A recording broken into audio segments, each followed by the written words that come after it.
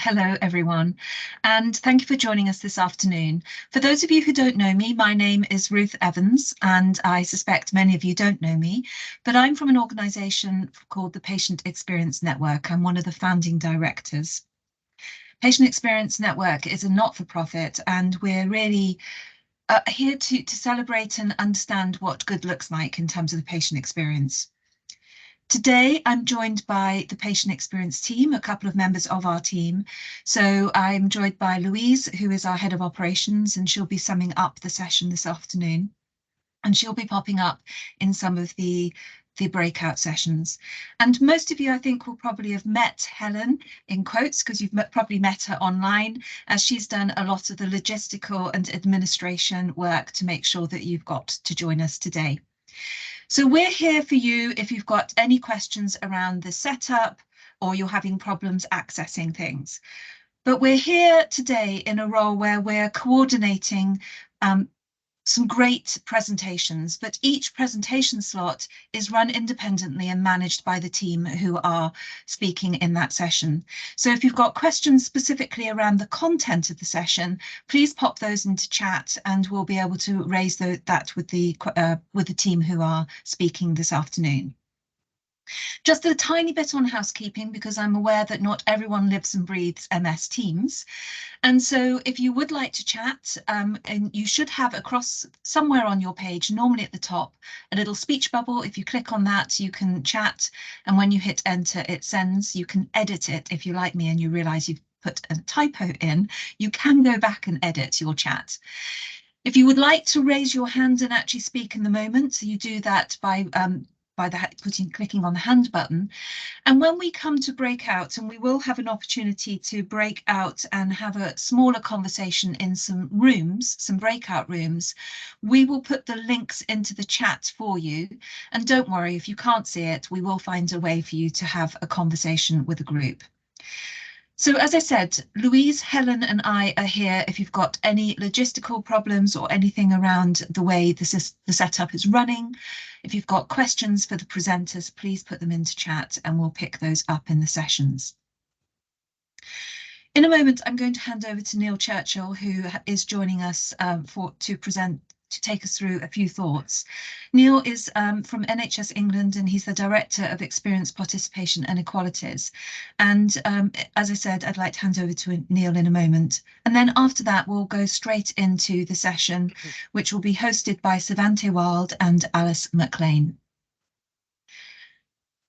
This morning was really, really useful. It was invaluable to hear the thoughts and views of the researchers, but also of the patients.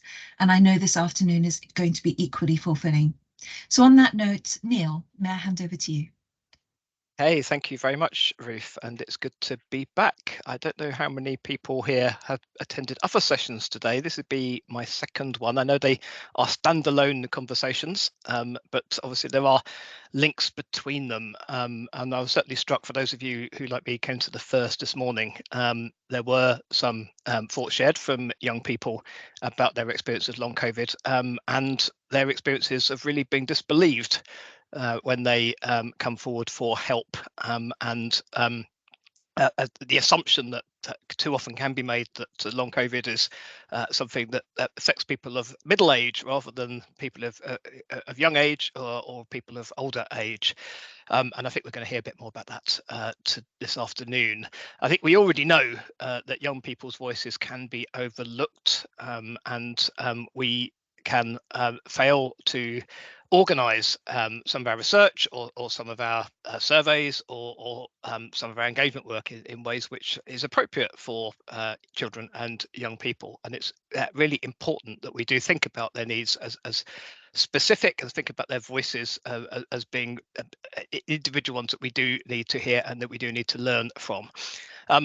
I think there was a few reflections that I had for this morning, which I think are just as pertinent this afternoon. And the first is that that it's really important to think about what we already know when we are looking into long COVID, and to recognise how a lot of the learning that we're sharing and that you're doing or aware of is really transferable. And I'm thinking, for me particularly here, about a lot of what we already know about young carers, for example, because there will be many young people who are looking after people with long COVID, as well as others experiencing symptoms themselves. And we already know that young carers, we miss opportunities to inform them, to listen to them.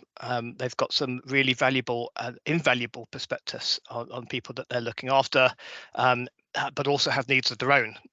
And we can move between either shutting them out completely or relying on them without thinking about what kind of support might be appropriate. So there's a lot of learning already about young carers, which I think is relevant and can be used here. We also reflected this morning about the real value of lived experience and involvement. We know that when we work with children, when we work with young people, we get really important perspectives that we don't hear anywhere else.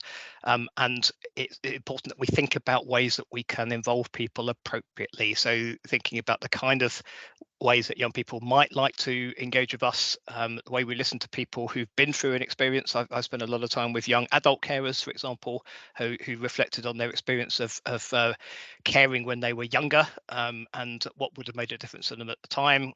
But we need to think about how we involve young people in research projects, in service design, and then just the governance of how well services are performing. And that there's an awful lot, I think, that we will learn from that. And finally, recognition that the NHS can't do this alone.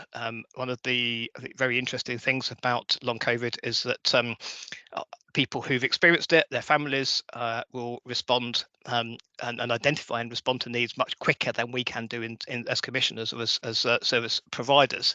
And so making sure that we're learning from that, we're really understanding what's coming through from peer support and self-help groups, what a lot of the voluntary organisations, either at a local level or to a national level, are learning and have got to tell us, and as well as what we can do working with schools and educators and higher and further education about people's experiences and the support that makes a difference.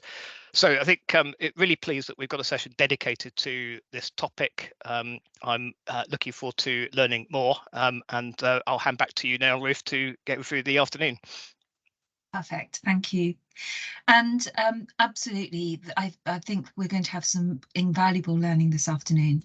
As I said, the Patient Experience Network, PEN, are here to manage and coordinate, but the sessions are very much run by the teams, and we will be in the hands of Cervantée and Alice in a moment. But I should just flag that the NHS England team, Nina and Joe, have been coordinating this behind the scenes, and I wanted to thank Nina and Joe. Nina is on the line today, and she'll be popping into some of the rooms as well, so you can have a chance to chat to Nina as well. So I'm hoping, Cervantée and Alice, you are ready. We're going to be really exploring the experience of our younger people. And as Neil said, we had a little insight this morning, but I'm very much looking forward to hearing the deeper insight this afternoon. So Cervantée and Alice, may I hand over to you, please? Thank you very much. I just want a quick wave from someone to indicate that they can hear me fine. I can hear you fine. Great, thank you for those. Thank you so much, everyone, for joining today. My name is Cervantée Wild, and I'm a research fellow at the University of Oxford's Department of Primary Care Health Sciences, mostly focused on child health research that seeks to improve health services for children and their families, and really pleased to hear the emphasis on carers and young carers earlier today, because, you know, children live in families. We have really focused on families as part of this research. So this particular study was funded by the NIHR, and we wanted to understand the experiences of children, young people, parents, and families overall, and their experiences with long COVID. I just want to take a moment to introduce my colleague, Dr. Alice MacLean, who's also on the call there, who was one of the other main researchers on the study, and she'll be available to take questions and help with facilitating breakout sessions later on. So I'm going to give you a quick rundown of our study methods, our key takeaway messages. We'll be really privileged to hear from 3 contributors with lived experience of long COVID and caring for a child with long COVID. We're going to show you a short film that includes clips from some of our interviews that will is meant to prompt and facilitate discussion in the breakout rooms, and then we'll come together at the end for some wrap up. Next slide, please. Just a quick word to acknowledge our collaborators, including our funder, NIHR, and this was a really large group effort from researchers across all these universities. We're really fortunate to be guided by a multidisciplinary advisory panel as well of clinicians, researchers, third sector organisations and patient representatives, with 2 of our PPI representatives being co-applicants on our study grant. Next slide, please. And it's my great pleasure to introduce our 3 patient representatives joining us today, who've really graciously given their time and experience to our study in a variety of ways. So we have Sammy McFarland, who is the CEO and founder of Long COVID Kids and was a member of our advisory panel in the Long COVID and Family study. We have Rosie Pidgeon, who is a Northern Ireland-based artist and was an interview participant in our study. And Colin Pidgeon, who is the Northern Ireland representative for Long COVID Kids and also an interview participant in our study. And you'll hear from them in just a moment. Next slide, please. So the Long COVID and Family study was one of 4 integrated sister studies on patient experiences of COVID in the UK that use the same methods. We explored variation and diversity of experiences in the first study. We looked at experiences of ICU in the second. We looked at long COVID in adults in the third study, and then in the fourth study, just cut off at the bottom, we looked at the experiences of long COVID in children, young people, parents, and families overall, including young people in their 20s who had perhaps had to return home because of their own long COVID or to care for a family member who was dealing with long COVID. Just popping over to the next slide, please. Right, so a brief rundown of our methods. We conducted 73 interviews with children, teenagers, young people and their parents. And we used what we call a maximum variation sample, which was aimed to capture a real diversity of experience across a really broad range of demographics. We had a second work package that also focused on patient and clinician perspectives on communication in primary care around long COVID. And then if you just click next on the slide, it should pop over to the sorts of things we've been working on for dissemination. So we created a public-facing online resource informed by our patient interviews on healthtalk.org, which I think we have a link to later on in the session. And in the Long COVID and Families module, you can see a really broad range of topics ranging from diagnosis and realisation of long COVID to dealing with school and teachers, attending long COVID clinics that we'll focus on today, thinking about the future and messages to others with long COVID and to health professionals.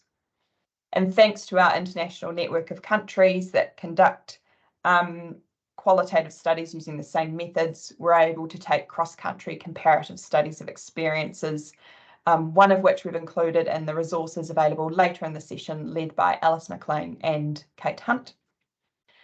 And we're still undertaking dissemination now, including contributing to parliamentary inquiries and so on, and producing theatre-based workshops for practitioners such as GPs and school staff, which are being delivered at conferences where attendees can participate in these practical sessions to improve their communication between clinicians or teachers and families who are dealing with long COVID, which draw directly from our patient accounts in our study.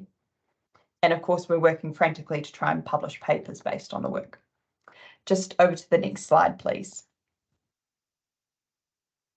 So this is an example of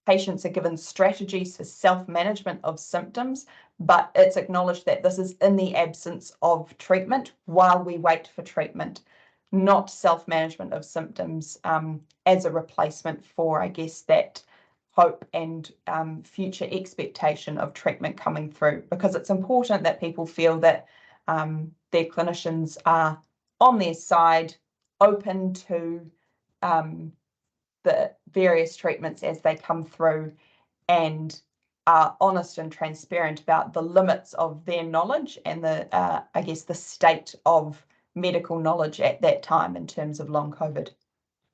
And lastly, just one thing I want to mention around the importance of, I guess, referral to a long COVID clinic for monitoring and surveillance. It's really important that patients with long COVID are referred to a clinic, because it serves a bit of a monitoring function where we will then end up ideally with a database of patients who are available, who are eligible and I guess ready to receive treatments once they come through as they're developed further down the line. And the best place for someone to be available and ready to receive such a treatment is if they have been on the books, so to speak, of their local long COVID clinic. Next slide, please.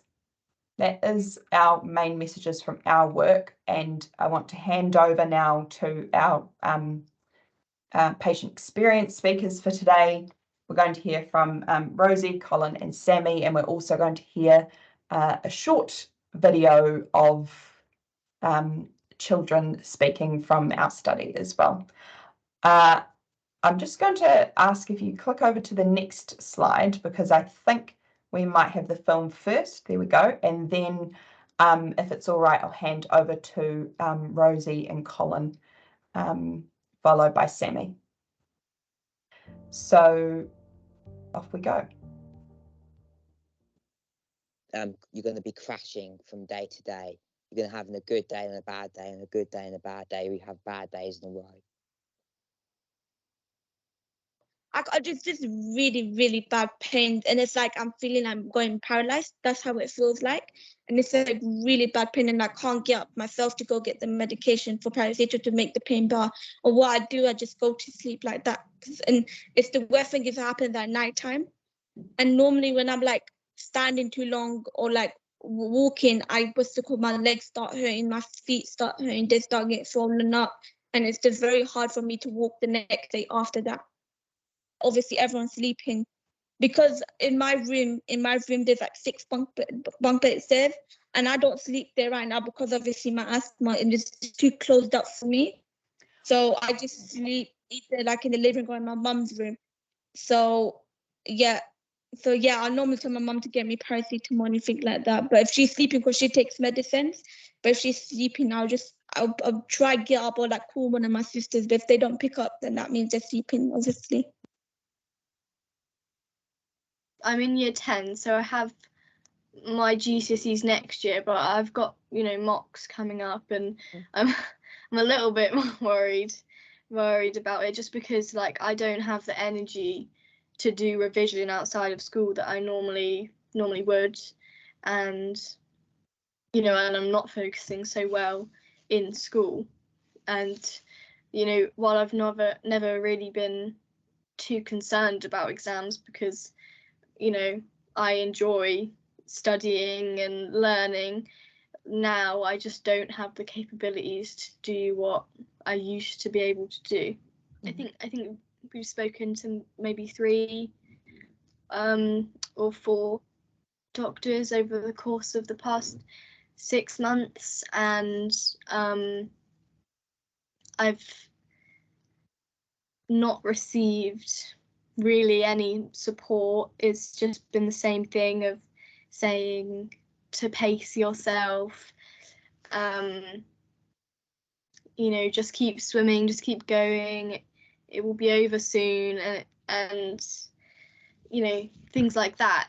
I've not had, that's just the same sentiment that's come out of every single appointment that I've had, and it just it just feels sort of invalidating of my experiences, because it's so much harder than just pacing yourself. You know, when so when you say invalidating, do you feel like they just don't understand what it's like for you? yeah, I think so, because, you know, it's well and good to say to pace yourself, but, you know, when I'm struggling to, you know, shower, to get dressed in the morning, you know, let alone getting to school and things like that, it's like completely useless advice, because I needed more support than that, and I needed better advice, and I just needed more, because I just couldn't function anymore.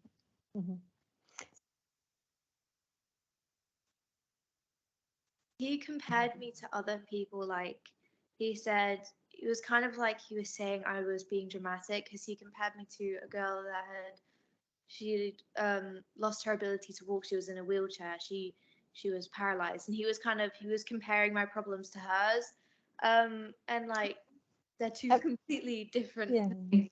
How did that make you feel?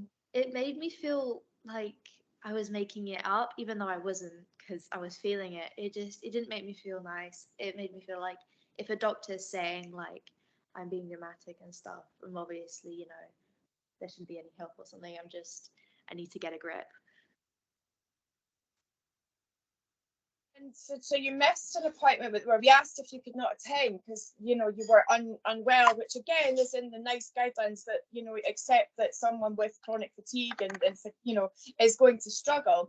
And we got an email back saying that you just couldn't possibly be spending all day in bed, and that's not what I said. And I kind of I gently pulled her up about it. And when I said you know, I had read the NICE guidelines and wanted to ask the GP about the things I've just asked him about, she almost kind of accused me of it being like, you know, nut job sort of crazy stuff that I'd learned. You know, some of those things that are being suggested are from private doctors, and there's no way you'll get anyone on the NHS to basically prescribe an antihistamine, was her suggestion. And then she said, did I think that Jasmine was struggling as much because we basically told her about the long COVID, and that basically it was our anxiety, and that it was the message that it was all in your head.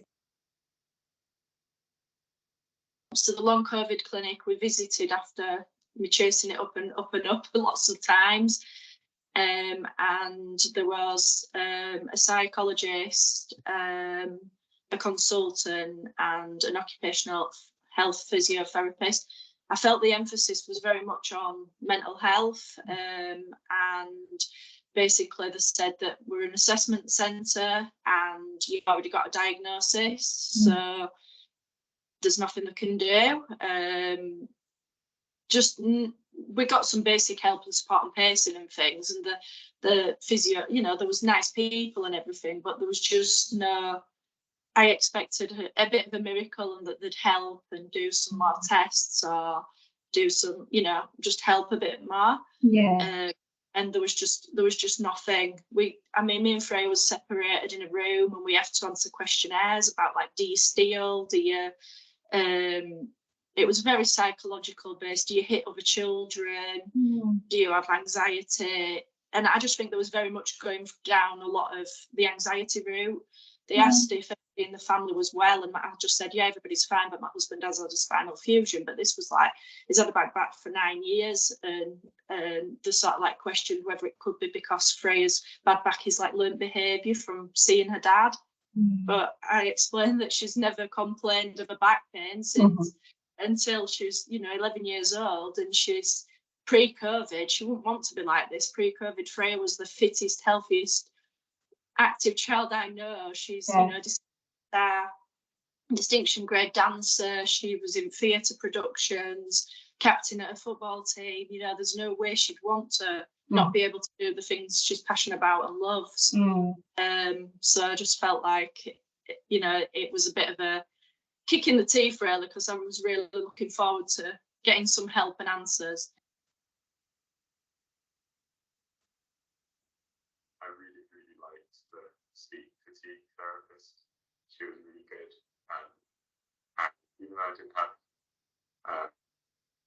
fatigue.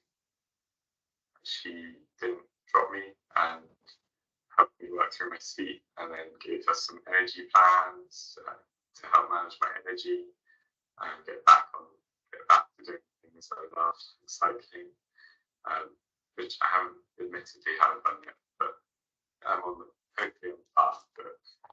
But she was amazing.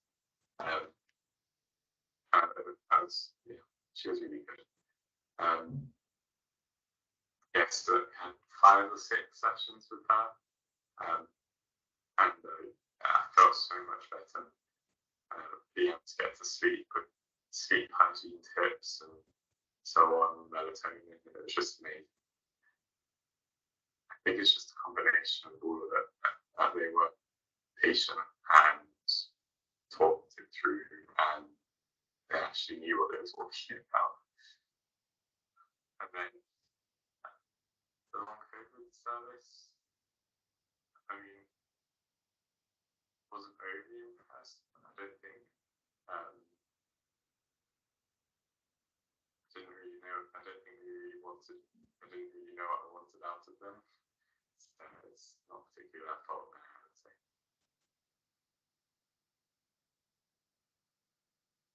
Yeah, we went to yesterday. Went to a meeting, the long COVID clinic, and that was we tried melatonin for my sleep, and that didn't work. So we're trying to kind of build a plan really for the next few months for school wise, just getting more out of the house in that aspect, my sleep as well, my screen time, stuff like that. Just trying to do sort a clear plan really for the next few months.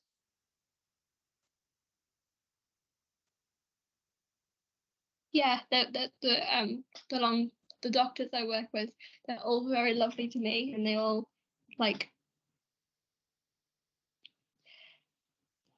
they're all very good at helping me with everything that's going on and stuff.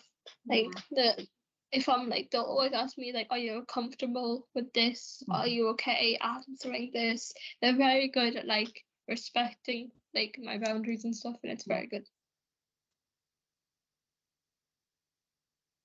Always been believed right from the outset, which was the best thing. And yeah, she just listens. I think it's having somebody to listen to how Gracie is, how I'm feeling, and to be fair, out of all of these professionals that we've seen, she's the only one that's ever taken time to ask how I am.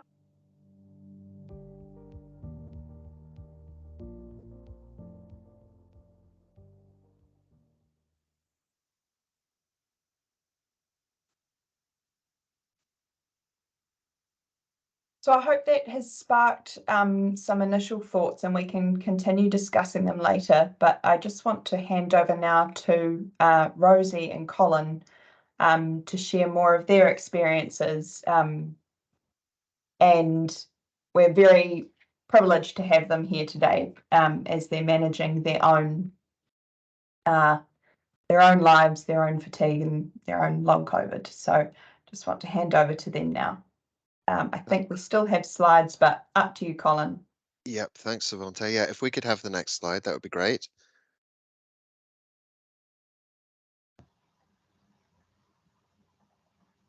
Maybe 1 second. No worries. While we're waiting for it, I'll introduce myself. I'm Colin. I'm the Northern Ireland rep for Long COVID Kids, but primarily I'm here today because I'm Rosie's dad.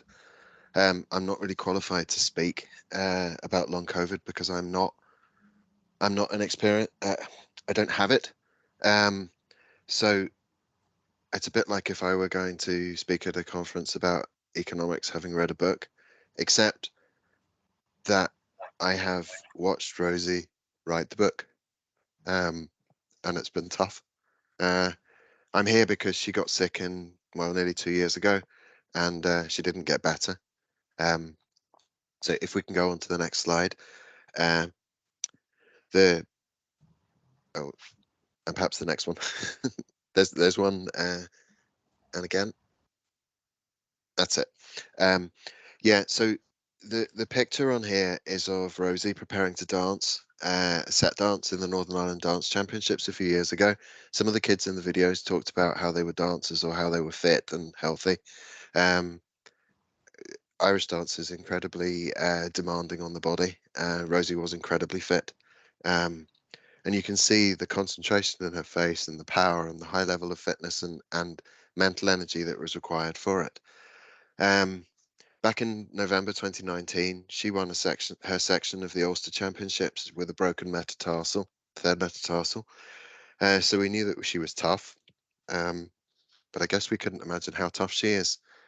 She got COVID in 2021, the end of August. 2 years on, she still doesn't have any hope of dancing again. Except I think she managed about 30 seconds of a slow slip jig in a workshop in the side of the World Championships that were held in Belfast back in the spring of 2022. It took her about 2 weeks to recover from that. 30 seconds of being upright and dancing.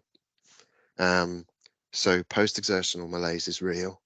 It's not deconditioning, because she can't possibly have been deconditioned immediately that she got the condition, or the illness. So initially her symptoms were mild, but instead of recovering, they just gradually got worse. And the mental and emotional distress, I guess, lagged the physical illness. So we watched her first shrinking physically, and then her mental state began to crumble into a sort of spiral of decline. I think I saw something in the comments about that, about the importance of mental health, and I couldn't emphasize enough how isolating and miserable it is for kids in this position. So when we secured a referral to the Northern Ireland long COVID or post-COVID service, which we only got because Rosie was brave enough to go on TV and give an interview where we were going to explain how she was denied it because she was under 18. And just before we went on air, I got a text message saying that they had decided to allow 16 to 18-year-olds in. But I will let Rosie talk about the long COVID clinic experience, because you don't want to hear me, you want to hear her. I think it's more important. So yeah, initially I wasn't being allowed into the long COVID clinic because I was under 18. And then we got the message to say that 16 to 18-year-olds have been allowed, and we thought that was going to change a lot. So our GP made a referral, and my first appointment was over Zoom call, and I was explained to at the start that there wasn't much they could do apart from refer me to psychology. So we had two 45-minute assessments, which the majority of the questions were about mental health, and not how I was actually being affected. And both of those sessions caused me to be feeling awful afterwards. I had a headache, I was exhausted, I was tired, I was in pain, and we didn't really get much from it. And then I was sent a whole load of materials to read, which I really struggle with, and was given a diary to fill out. And then the next meeting was told to start going for 20-minute walks every day, which at the time there was no way I could have done a 20-minute walk every day. And I was also told to increase the time that I go for a walk, which just wasn't possible, and would have been harmful to me. And then after that, I was discharged because they had nothing else. They couldn't help me anymore. So they just they discharged me without really achieving anything from it, which was very disappointing, because we thought after they'd lowered it to 16 to 8-year-olds or to 18-year-olds, we would be getting somewhere, but that didn't happen. This art piece that you can see on the PowerPoint was one that I did in collaboration with other young people from Long COVID Kids. It shows lots of things that we've all been told because we have long COVID, been told by doctors and family and friends to give it time, and that all teens are tired, so it's normal, that we're faking it, that we're just pretending to get attention. One of the girls I know through was told that if she thought more positively, she might not be in a wheelchair, which is awful. So I created this piece to kind of show that gaslighting and stuff is a big thing for young people and kids with long COVID.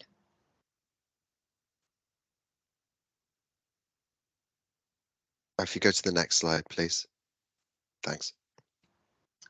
So I am an artist, and even before I got COVID, I really enjoyed art. It was the thing that I wanted to do, and still what I want to do. I use art to help me express how long COVID affects me and how I'm feeling, and to try and explain to other people who don't understand how exactly it feels. So the piece on the very left was one that I did with my dad.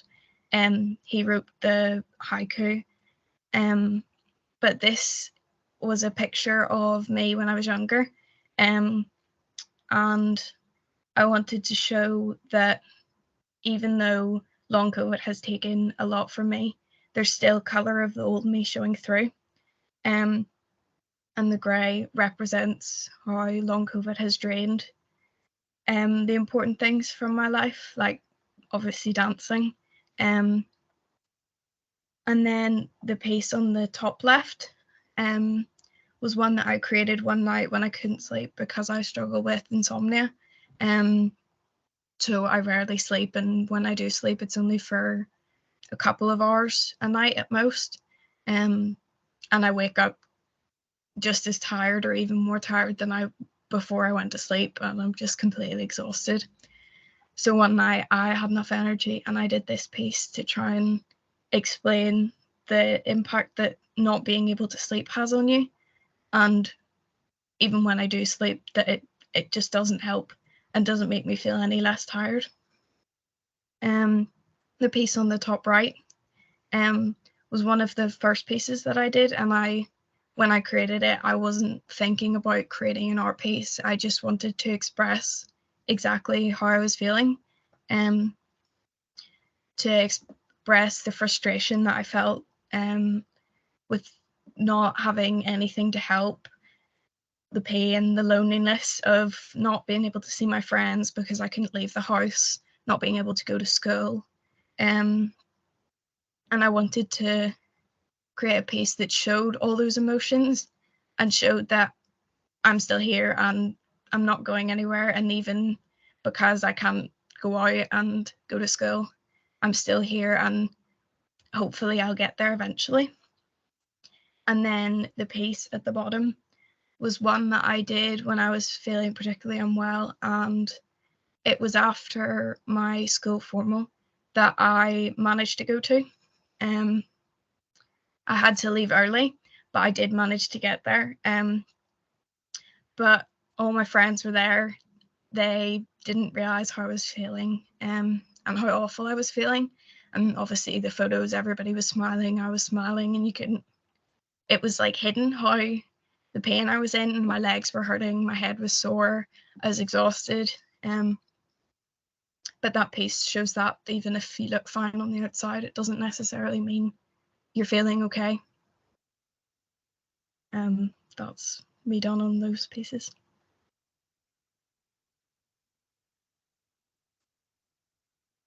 Thank you so much, Rosie and Colin, for sharing your experiences, and I really appreciate that even being here today will be a huge tax on your energy, and I'm very grateful that you've chosen to spend it here today. I'm going to hand on now to Sammy, who will take you through a few key points to consider for service design for long COVID clinics in the future, and we'll then move into some breakout rooms, I believe, to discuss what we've heard today. Over to you, Sammy. Thank you very much. Thanks, Rosie. I'm feeling super emotional because my daughter's just been through her prom, and everything you're sharing with us is exactly what she shared too on social media. Her pictures look beautiful. The reality was very different, and the crash afterwards was extreme. But 2 years late, she did make her prom, and we're very grateful for that. So my job today is to really share our vision for what we're calling the gold standard long COVID service for children. And it starts right from the basics. It starts with infection control, because let's remember why our children are sick, and how it feels for us as family members and for our children to come into an environment in an indoor space where people aren't taking the cause of their disease seriously. So it's to acknowledge and address the risk of reinfection and widespread transmission, implement suitable and effective air filtration and ventilation measures to ensure a safe environment, and support mandatory mask wearing to prevent further transmission. It's so often happens in the support group that we hear from families who tell us that they have been told that you don't need to wear a mask anymore. Did you realise? It's not okay. It's not okay. Next slide, please. We're asking that all services are paediatric consultant led, and that the clinic is staffed by paediatricians with an understanding, awareness and experience in treating post-viral illness and conditions associated with long COVID, including MECFS, POTS, dysautonomia, MCAS and PANS. Obviously this list is not exhaustive. It's really important that families have a good, positive first experience, and seeing the right person with the right level of expertise is going to make sure that happens. It's going to improve engagement and indeed outcomes. Next slide, please.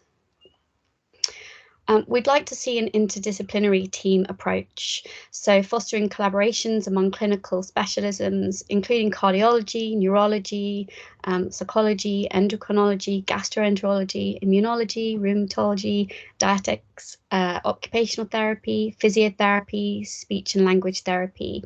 And I'd like to draw your attention to a paper that came out yesterday, Long COVID Integrated Approaches to the Chronic Disease Management. There's a link on the slide, and I'm sure it's very easy to find as well, from Dr. Mark Fahey and team at Derby University. This is so important, the interdisciplinary team approach, because the level of energy required to come to an appointment needs to be of a value to the people coming, more than the impact of the person attending the appointment. And by that I mean the very challenge of leaving the house with a child who may be too big to carry, who may not have access to the mobility aids that they need to be able to get to the clinic. It is huge, and so it's so important that when children and their families come through that door, that they're seeing people who are going to be able to give them value for attending the appointment that will outweigh the negative impact of perhaps travelling to that appointment. And I can't really be clear about that enough, because even simple things like if you're a single parent family or one of your parents is working and the child can't walk well, doesn't have the either mobility or the energy to get across the car park, how do you park your car, safely leave your child, get something to get wheelchair from the hospital to bring the child into the clinic? These are all things that really have to be thought out, because they are barriers for our families to access care. So much so that we often hear families say that the service isn't valuable enough for them. They'd rather not go to the appointments, and then that often gets recorded as discharged and recovered, and in fact those children are not receiving any care. Next slide, please. Patient safety, something that I'm sure everybody recognises the importance of.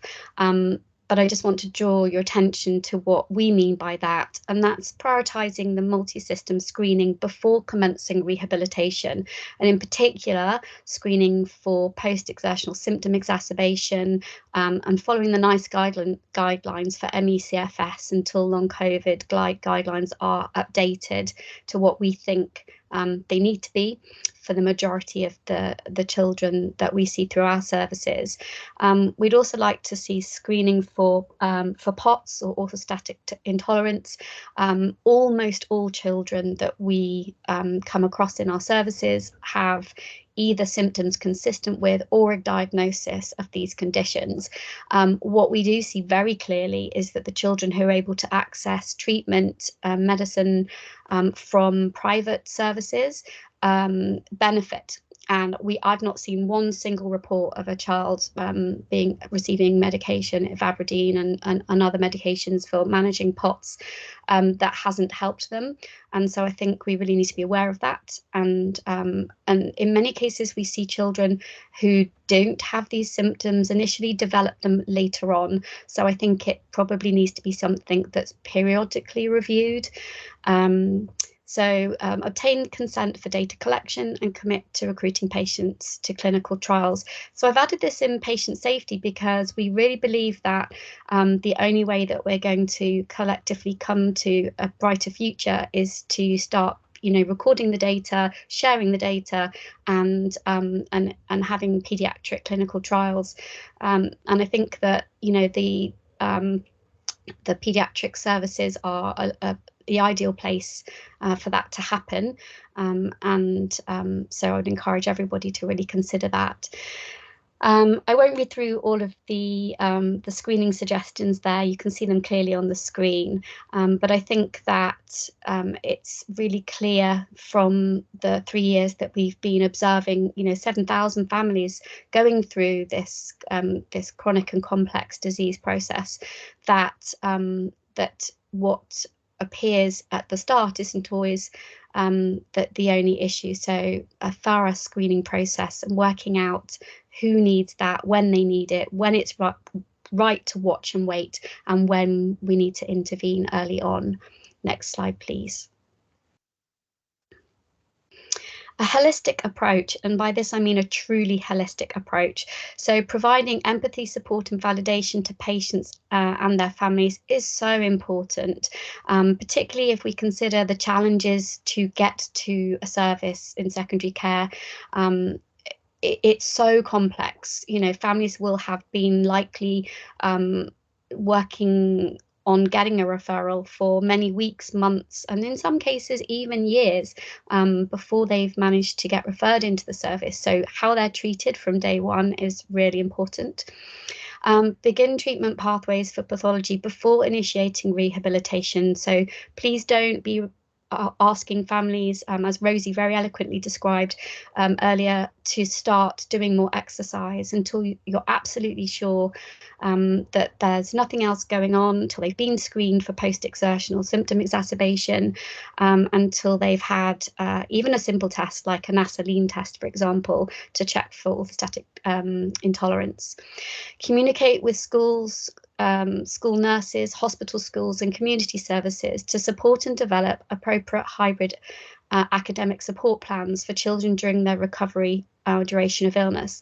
And that could be something as simple as having a template letter that clinicians can use to support and encourage schools to put in place flexible timetables, to look at later starts in the day, earlier finishes, maybe consider access taxis and transportation, to how those children are going to continue getting access to some education and to some social interaction with their peers, to continue feeling part of their normal life, even if they can't do what they usually would. And to offer sleep and lifestyle advice for overall well-being. And we've put this clearly in holistic approach because we would really like the services to be very clear that this is not a treatment for long COVID. It supports recovery, and families know this isn't a treatment for long COVID. So please don't tell them that it is. Please be honest and say that this is how they can support their general and overall well-being. Next slide, please.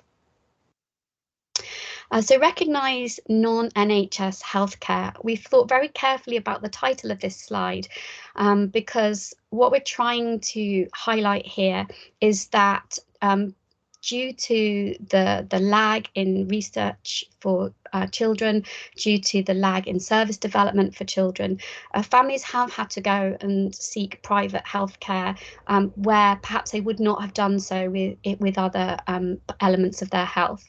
And for many families, unfortunately, this is causing debt, it's causing stress. And they will have gone to long lengths to try and best support their children and take the right course of action that they feel that they have needed to take to support their child. So when they bring those results, that information, that research into an appointment, please take it seriously. Please consider contacting the organisation that supplied that information with consent of the family, if it's appropriate to do so, to find out where perhaps it can be utilised. Don't ignore it, don't dismiss it. And I wanted to draw your attention to this blog that a paediatrician from Rome has started, Danilo Bonsenso. He's done a lot of research in long COVID. He works a lot with our charity, and he chairs an international discussion group called IP4C. If you're not aware of it, I would urge you to consider joining it. It's a really good collaborative discussion group that meets monthly, and the meeting notes are shared widely, and he also shares it in his blog. Next slide, please. Treatment and monitoring. So individualized goal-orientated treatment plans. It's very important that the goals are agreed with the patient, with the child, with the family, based on their ongoing symptoms and emerging issues. What do they need to do that's going to improve their functional living? Ensure continuous objective monitoring and evaluation of quality of life, because ultimately at the moment there might not be a cure for long COVID. Some symptoms can be treated, but what is the impact of these symptoms on the child, on the family, and is there a way that that the service can support them? We're suggesting 6 monthly or annual reviews for all those children not back to pre-morbid health and activity status. And I think this is really important. And as I mentioned earlier, some families choose to disengage with services because they don't feel the service is valuable to them, or that the attendance of the service is too impactful on their everyday life, so they stop engaging. That doesn't mean necessarily that their child is well, and I think we're really missing a trick here on how we can best support children and families if we don't continue to review after they if they're not improving at the point that they're either leaving a service, or that you feel that you're unable to offer them any further support. Discharge survey for monitoring, research and future planning. I think this is absolutely essential. I can't stress that enough. Families that leave the service might not be leaving the service because they want to leave the service. They might be leaving for a multitude of reasons, which I could spend all day talking about and won't. But it's really important to check in why they've left, and ideally make those surveys anonymous, so that families feel that they can be honest about the reasons, so that we can all learn how to develop and better service and support these families and children appropriately. Next slide, please. Follow-up care, so providing detailed patient-specific guidance for GPs and primary care teams. As you're seeing more and more children, you're learning all the time. Please don't assume that the GPs are learning at the same rate. Training hasn't necessarily been made available to all GPs. They may not have accessed the training. It might not be of a decent standard. So we need to think about the training for primary care and GPs. But in the meantime, we need to be providing really clear information once the family is leaving the long COVID service. And deliver expert advice on monitoring, ongoing medication and access to community support services. So that handover advice or ongoing advice might need to be quite detailed, particularly if that GP hasn't had a child with long COVID before. So I just need to think about that. and determine the decision for discharge based on sustained progress and the family's readiness rather than adhering to a rigid time frame. So whilst we understand budget restraints, I think it's really important to have transparent conversations with families about discharge. What we've seen a lot and has a really catastrophic effect on mental health of the parents who are trying to do everything they can in their power for their child is that some services have sent out discharge letters without any prior warning, and it's very upsetting for the family.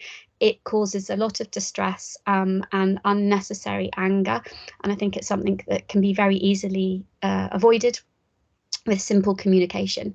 And consider a long COVID community service with open access pathway back to the long COVID service.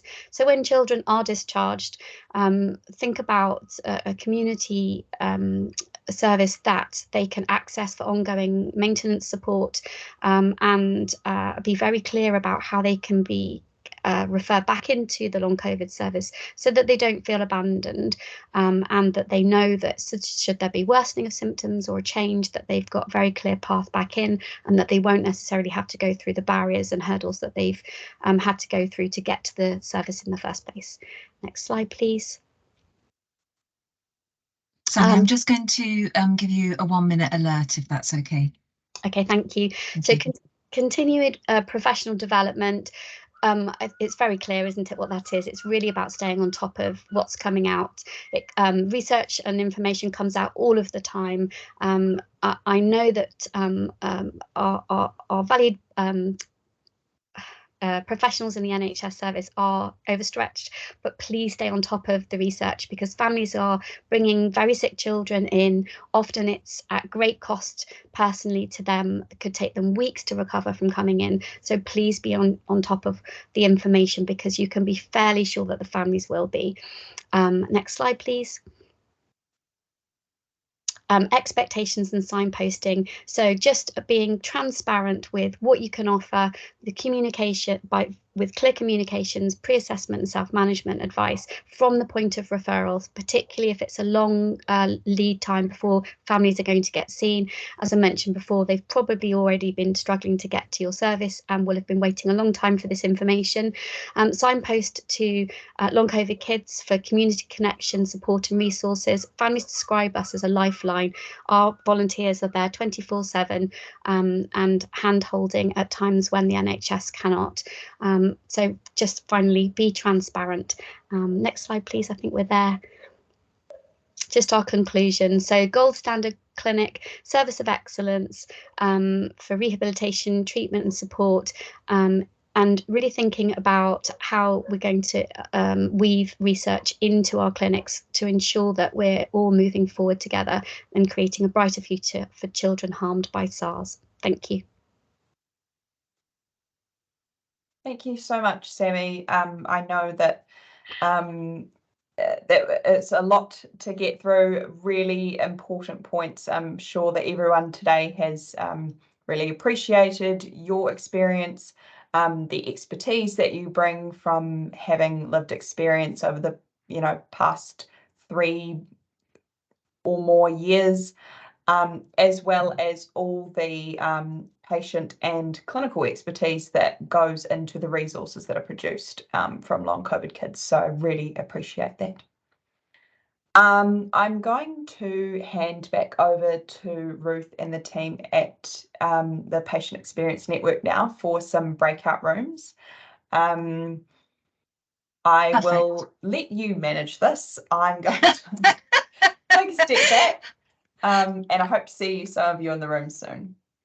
Perfect. Thank you. And thank you, Sammy. I felt such a rich presentation, but I know that the group is going to want to break out and discuss some of what you and the other presenters have shared with us, including the video of the young people's experiences. So on the screen, you'll see a list of names with breakout rooms. If you were here before, it's exactly the same. So the names are your names, alphabetical by surname, and we're suggesting the room that you might want to go into to have your conversation. So if your name is your surname starts with an A or a B, and Donna, if you're online, you as well, you stay in the main room. If your surname is C to H-ish, you are likely to be in room 1, the H's, but some H's through to L, you are in room 2. If your surname starts with an M or an N, you are in room 3. And if it's a naught to can't read my own writing, O to S, room 4, but some S's and T's are in room 5, and T to W is in room 6. For those of you who've not used Teams before, the breakout room links are in the chat. So click on the chat bubble to get access to the chat. And when you click on that link, it should take you straight into the breakout room. We will go to the rooms and just check everything's okay and we've got the right numbers, because it's hard to predict exactly who is going to be online. And to come back to the main room, you just you leave your breakout and click resume. Don't worry, the world will not end if you accidentally drop out of Teams. You just need to go back onto the link into Teams and you'll be straight back into the main room. So you can't do a whole lot wrong. And if you don't like the look of your breakout room, or you feel that you wanted to go with someone else and have a chat there, that's also fine. There are no rules, but we have had a provisional allocation to make sure that we've split the group up. I hope everyone's clear on that. I'm going to just check in with Cervantée. We've got up till 1:45 for this. Should we make it 10:45, do you think, or do you need 10? No, absolutely. I have no further slides and included some extra time at the end as a bit of a buffer. So Perfect. Very happy to come back at sort of 2:53. 2:50-ish? Okay, let's do two. Should we do 2:53? Sorry, let's do 2:50. Sorry, I'm being super clear now. 2:50, because it will take time for people to come back.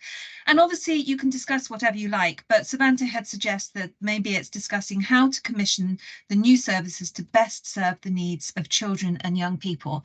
And I think Sammy gave us a lot of food for thought there, but I'm sure there'll be some other ideas. And I think when you come back, if there's 1 or 2 hot tips that you felt were worth sharing, we'd love to hear that from you.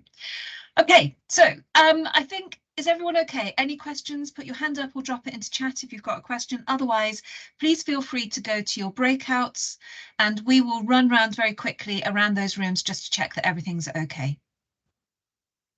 So I can't see any questions. So we'll see you on the other side. Thank you very much, Ruth. Thank you, Cervantée.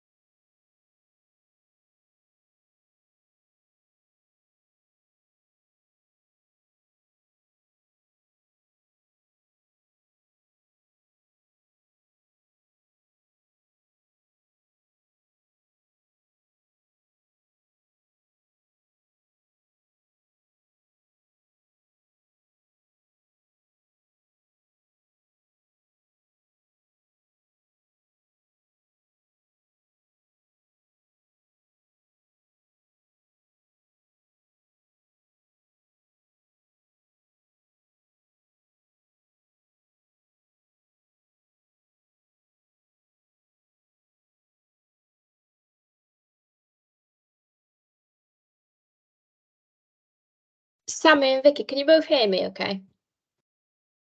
Yeah.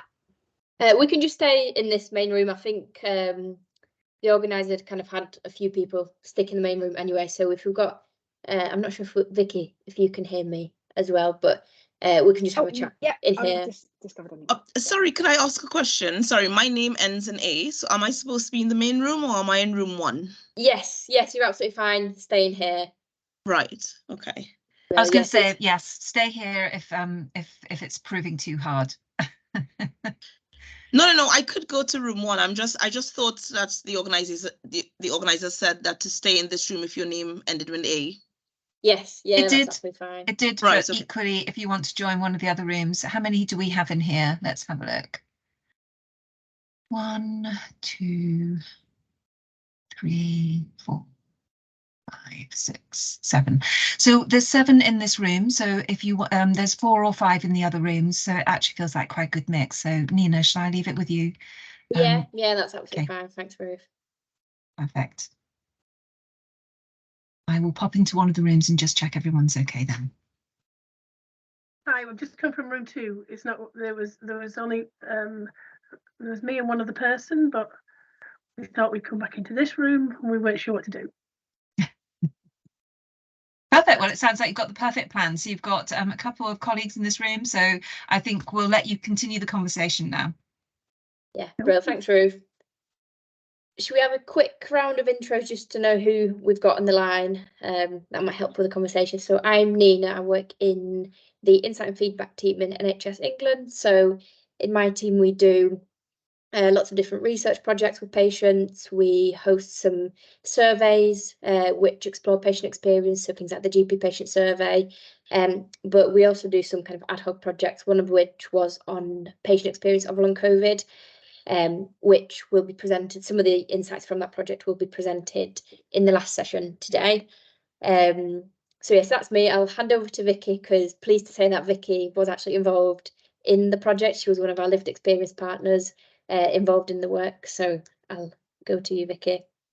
Okay, so yeah, I'm unfortunately have a child with long COVID that's been really poorly and really badly affected.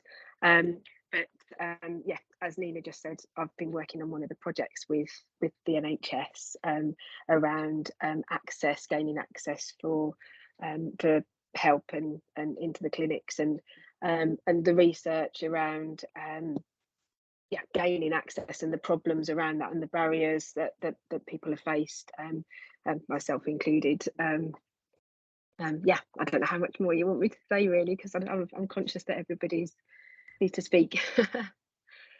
and also I know Sammy as well, through the long COVID kids have been amazing. They're such an amazing support to so many families.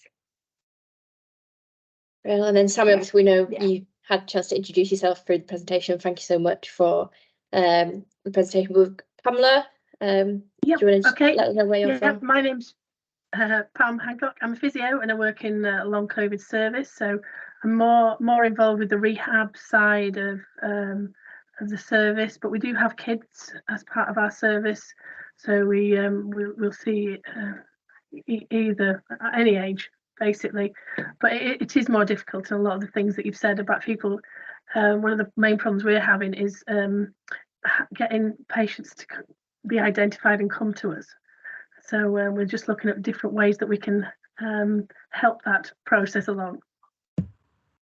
Well, and Natasha? Hi there, my name is Natasha. I am based in the voluntary sector. I'm long COVID project officer in Sheffield. So I'm work across Voluntary Action Sheffield and Healthwatch Sheffield, but I'm actually funded by Sheffield Teaching Hospitals and the Integrated Care Board. So I'm working to understand the barriers to access to long COVID services here in Sheffield, and to understand the experiences of people, particularly from the Black and Asian minoritised ethnic groups. So I've been doing quite a lot of work doing individual interviews, and also setting up a community grants programme for community organisations to actually go out into the community to understand the experience of the people that they work with. So there's quite a lot going on over here, and I'm aware I haven't really connected nationally with other work going on. Particularly interested in your work, Sammy. Your presentation was absolutely excellent. It just rang through, you know, so much of the work that I've been doing. And interestingly, nobody up until now has mentioned children. So this presentation has been a real eye-opener. I'll plan to follow that up. Well, thanks, Natasha. And then we've got Camille. Is that how you pronounce it? I'm so sorry if I got that wrong. That's fine. Yeah. So my name is Camille Alexis Garci. I'm a associate professor in psychology from Middlesex University, and we're doing research on children and families, and it's a qualitative study on the impact of long COVID on children and their families, and we're working jointly with SAMI from Long COVID Kids, because we've recruited our sample from their large network of families. So yeah, so we're just attending to see, you know, what's happening and how things are building in terms of the research and research literature going forward. And also, I suppose, to advertise lots of our children completed a piece of art, an artwork, as part of our study, and we have that displayed as an art exhibition as well. So if anyone's interested, we could always send you the link as well to that. Yeah, definitely. Thank you. And Catherine. Hi, I'm Catherine Flanagan, and my 15-year-old son has got long COVID. He's been ill since December 2020, and he's quite severely affected. So it's been a long journey of getting here. And something I wanted to bring up as well, that is, I'm coming across a whole heap of families and children who are getting the same symptoms, you know, as children with long COVID, brain fog, memory problems reading, you know, physical problems, all those sort of things. And yet, because they're not doing tests on, you know, maybe you're not testing for COVID anymore, it's not being put down as long COVID, and they're just going to hospitals and they're getting told, they're getting gaslighted, they're getting told it's psychology, there must be the trauma in the past, that must have got bullied at school, something must have happened, and it's happening on a ginormous scale. And I'm constantly talking to these families and pointing them in the direction of the charity and saying to them, actually, please don't just believe this, because actually there's a huge amount of reasons why your child could be ill, and have you thought of? And I just think it's so awful that the hospitals are still doing this. So you might go to a long COVID clinic and they'll validate you and believe you. But if you go to a hospital first with, you know, a really poorly child, you can get told, that's what you'll get told, you know, that actually, you know, 90% of people that have brain fog, you know, just think their way out of it, and 10% don't. They, you know, they focus on it too much. They get given so many stupid psychological reasons for why their child is ill, and it's just so wrong. And what are they going to do about it? What's going to happen about all these kids? And families, it's just awful that it's still happening. So that's my passion at the moment, really.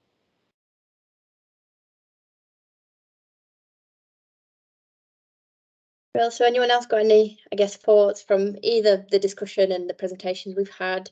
Pam, I was going to ask you, but I don't want to put you on the spot, but I did wonder, I know there's quite a few, obviously, kind of comments about children's services, and I did wonder whether, like you said, your service covers all ages at the moment. I wondered whether this kind of how you guys handle information sharing across services in the system. So are you linked up with any other services to kind of work together? It'd be really interesting to know, but I appreciate I'm putting you on the spot and you might not know, so feel free to. Well, I'm not we've got a kids section as well, so I'm more into with the adults, but I believe our children's, we've got a physio, OT and psychologist, and we have an MDT, so we have a GP. I believe they work quite closely with the paediatricians.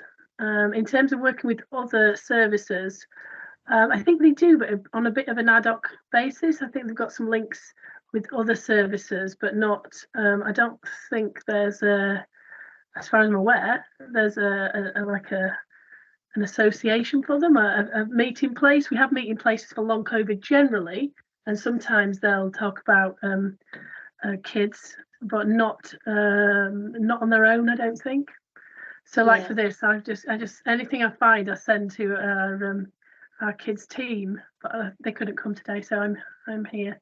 But yeah, we will see them. I think it is a problem, and I think about linking it all up and gaining that knowledge, because I think that's one of the problems, and that's why perhaps in this time maybe long COVID kids is probably more important than, if you don't mind me saying, than it should be. We should need to have lots of children and families putting pressure on when there's an obvious issue. But I think it also raises some other issues, doesn't it? I mean, how long or how many kids before COVID had chronic fatigue syndrome or other post-viral disease, and it was put down to some kind of purely psychological, which may be an element for some people. So it's not dismissing it, it's just perhaps looking more thoroughly into it. I wonder if how much work, and if anyone knows, is being done on an and I know it's only just one part of it, but like the immunology for kids, there's quite a bit of work on immunology and testing to have a look at the immune profiles for adults, but I've not really seen anything in kids, so I didn't know if anybody had heard anything, because I think until we get something, unfortunately, with a blood test, I think it's going to be longer for recognition. At the Evelina Long COVID clinic, when my son went there, the doctor initially said that they were going to do that. They were going to search deep into the immune system and do research, and then nothing happened, and she just disappeared. But actually, I saw her on Panorama, and she's got long COVID, the doctor. So that's why the research didn't happen. But such a shame. I think Vicky has her hand up, and just to let you know that others will be joining this group in a moment. Okay, yeah, it's just around the immunology. We got offered nothing through the long COVID clinic. My daughter was under the long COVID clinic at the Evelina, and she was under there for a year, and she was one of the children that was discharged. We're still waiting for a discharge report 6 months later.